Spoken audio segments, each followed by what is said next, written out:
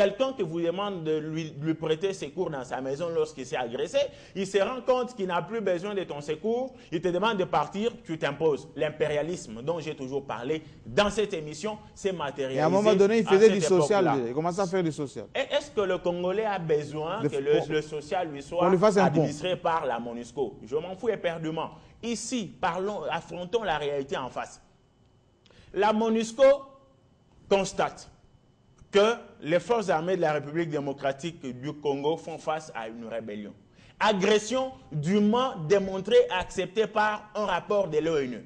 L'ONU qui stipule que lorsqu'il s'agit d'une agression d'un pays par un autre, c'est l'utilisation illico presto, sans négociation du chapitre 7. Et qu'est-ce que la MONUSCO a fait? Bien au contraire, elle a accompagné l'entrée de rebelles dans la ville de Goma. Alors, laissez les Congolais mourir lorsque vous ne savez pas, mesdames et messieurs, les Onusiens, les casques bleus, répondre à vos obligations conformément à la charte de l'ONU, partez.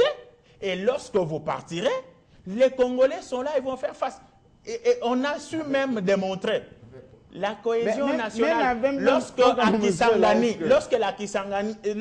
Kisangani, il y a eu des marches, et partout ailleurs, malheureusement, contre ce que les politiciens racontent à Kinshasa, ce n'est pas pour désavouer les FARDC. C'est un soutien aux forces armées de la République démocratique du Congo pour les inciter à faire front contre les agresseurs de la République. Moi, je me dis, de deux choses l'une, soit on tient à ses obligations conformément à la charte de l'ONU, on fait face conformément au chapitre 7.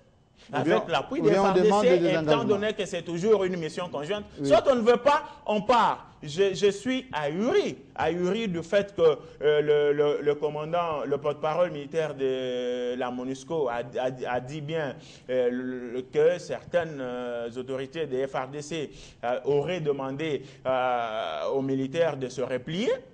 Et les sanctions qui sont tombées, moi je les encourage, mais je suis en train de dire que ça ne doit pas s'arrêter là. Absolument. C'est une machine parce que le Congo a besoin. À Kisangani, il n'y a pas marche. À Kisangani, c'est les refus du PPRD. La population ne veut plus du PPRD. Ça se fait spontanément, sans un message. La population n'a pas marché. C'était une affaire de gens, sans réflexion. À chaque fois qu'ils devaient décider, ils doivent aller à Kingakati. Attendez. C'est ça cette marche dont je parle. C'est ça cette marche dont je parle. Que le parti disparaisse, qu'il ne disparaisse pas, ce qui m'importe, moi, c'est mon Congo. Ce sont mes soeurs, ce sont mes frères qui vivent dans des conditions mauvaises à l'est de la République démocratique. Merci beaucoup. Je pense que l'émission est quasi terminée.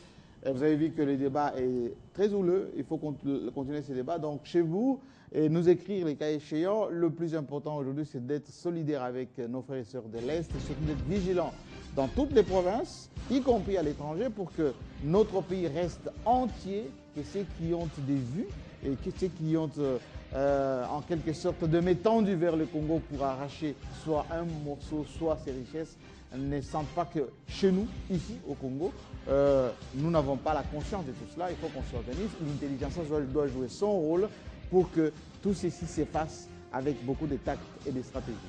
Portez-vous bien. Dans quelques instants, c'est le journal et puis cette émission sera rediffusée jusqu'à lundi. À la semaine prochaine avec le même plaisir.